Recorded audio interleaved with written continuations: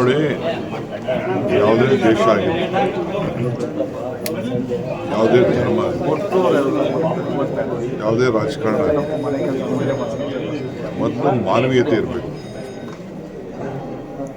ನಾವು ನಮ್ಮ ದೇಶದಲ್ಲಿ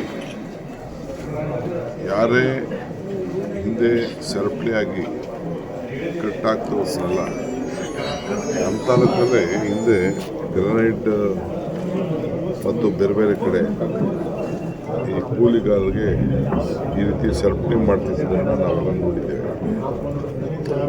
ಸರ್ಕಾರ ಭಾಳ ಉಗ್ರವಾದಂಥ ಕಾನೂನನ್ನು ಕ್ರಮ ಕೈಗೊಂಡು ಶಿಕ್ಷೆಯನ್ನು ಕೊಟ್ಟಿದೆ.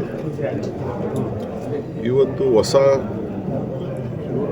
ಭಾಳ ವಿಭಿನ್ನವಾದಂಥ ಜಾಗೃತಿ ತಿಳುವಳಿಕೆ ಇರೋಂಥ ದೇಶಗಳಲ್ಲಿ ಈ ರೀತಿ ಆಗಿದೆ ಅಂತ ಮಾಹಿತಿ ಪಡೆದಿದ್ದೇನೆ. ಅದೆಷ್ಟು ನಿಜನ ಸುಳ್ಳು ನನಗೆ ಗೊತ್ತಿಲ್ಲ.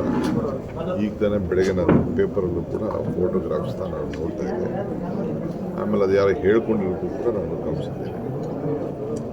ಸೊ ಇದು ಖಂಡನೀಯ. ಏನು ಮಾಡೋಕ್ಕಾಗ್ತದೆ?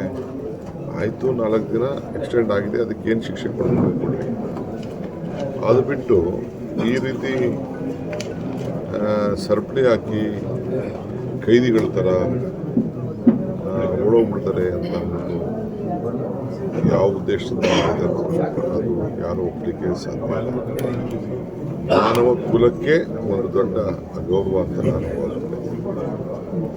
ಸರಿ, ಇವಾಗ ಗ್ಯಾರಂಟಿ ಆರ್ಥಿಕ ಹೊರೆ ನಡುವೆ ಕೂಡ ಬಜೆಟ್ಗೆ ತಯಾರಿ ನಡೀತಿದೆ. ನೋಡಪ್ಪ, ಯಾರು ಹೇಳಿದ್ದು ಆರ್ಥಿಕ ಹೊರೆ ಅಂತ? ಇದು ಜನರ ಬದುಕಿಗೆ ನಾವು ಕೊಟ್ಟಂಥ ಒಂದು ಶಕ್ತಿ. ನಿಮ್ಮೆಲ್ಲರಿಗೂ ಕೂಡ ಆರ್ಥಿಕ ಹೊರೆ ಆಗ್ತಿತ್ತು.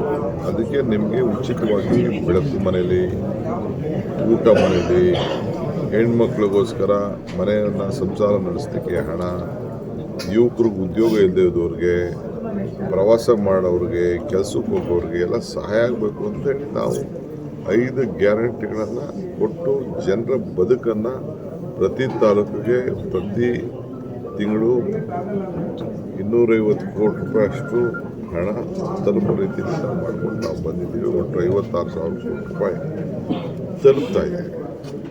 ಇದು ಯಾರಿಗೋಸ್ಕರ? ಜನರ ಬದುಕಿಗೋಸ್ಕರ. ಫಸ್ಟು ಜೀವ ಇದ್ದರೆ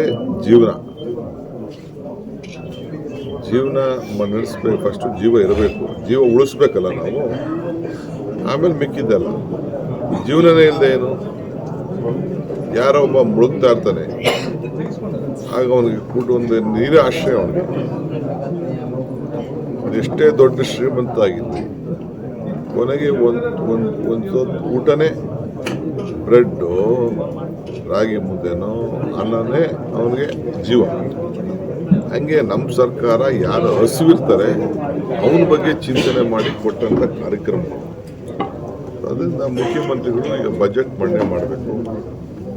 ಬಹುಶಃ ಫಸ್ಟ್ ವೀಕಲ್ಲಿ ಮಂಡನೆ ಮಾಡಲಿಕ್ಕೆ ನಾವೆಲ್ಲ ತಯಾರಿ ಮಾಡ್ಕೊಂಡಿದ್ದೀವಿ. ದಿನಾಂಕ 2-3 ದಿನದಲ್ಲಿ ಘೋಷಣೆ ಆಗ್ತದೆ. ಇನ್ನೊಂದು ತಿಂಗಳಲ್ಲಿ ಮ್ಯಾಕ್ಸಿಮಮ್ ನಾವು ಬಜೆಟ್ ಮಂಡಿಸ್ತೀವಿ. ಸೆಂಟ್ರಲ್ ಗೌರ್ಮೆಂಟು ನೋಡಿದ್ದೀವಿ, ಬರೀ ಪುಟ್ಟಿ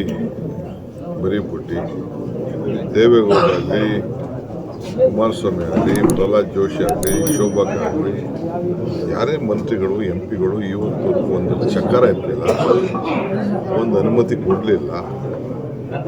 ಮಾತ್ರ ದೊಡ್ಡದಾಗಿ ಮಾಡ್ತಾರೆ. ನಮ್ಮನ್ನ ಟೀಕೆ ಮಾಡೋದ್ರಿಂದ ಅವ್ರಿಗೆ ಭಾಳ ಸಂತೋಷ ಆಗ್ತಾ ಇದೆ. ಅಟ್ಲೀಸ್ಟ್ ನಮ್ಮನ್ನ ಟೀಕೆ ಮಾಡಿ, ನಮ್ಮ ಸರ್ಕಾರ ಟೀಕೆ ಮಾಡಿ, ಅವ್ರು ಸಂತೋಷ ಪಡ್ತಾರಲ್ಲ, ಅದೇ ನಮ್ಮ ಸಂತೋಷ.